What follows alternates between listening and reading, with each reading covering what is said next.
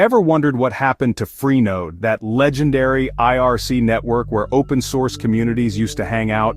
Let me break down the wild story of its sudden downfall, and why everyone suddenly bailed.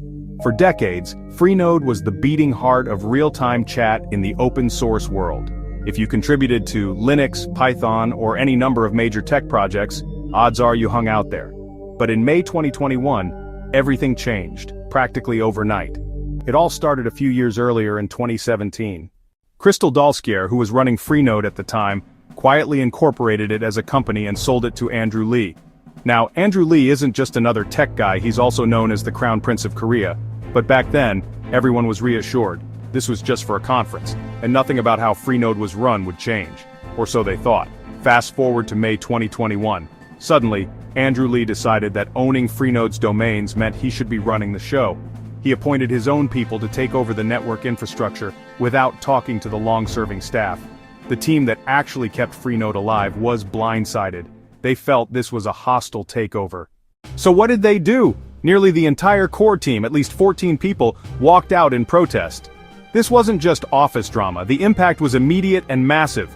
Within days, gigantic open-source communities like Arch Linux, Ubuntu, KDE, and even the Free Software Foundation announced they were leaving Freenode.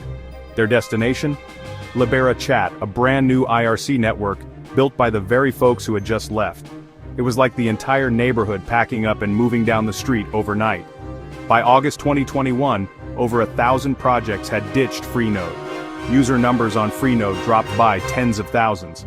Some estimates say over 700 channels were seized by the new Freenode management, sometimes even after those communities had already left.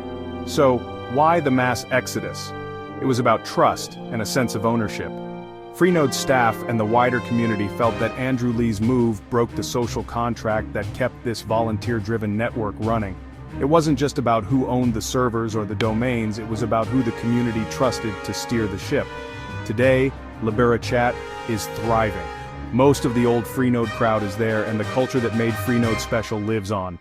As for Freenode itself, it's a shell of its former self, both in users and in spirit. So that's what happened to Freenode, a classic case of how top-down control can backfire in a community built on trust and collaboration.